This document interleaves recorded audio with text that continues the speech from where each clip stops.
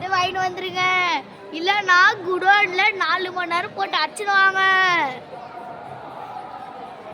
ஆனா ஃப்ரீயா இருக்கும். நீங்க பௌர்ணமிக்கு வந்தீங்கன்னா ஃப்ரீயா இருக்கும். வாங்க காய்ஸ், கிட்ட போலாம். பாருங்க காய்ஸ், கோபுரத்தை.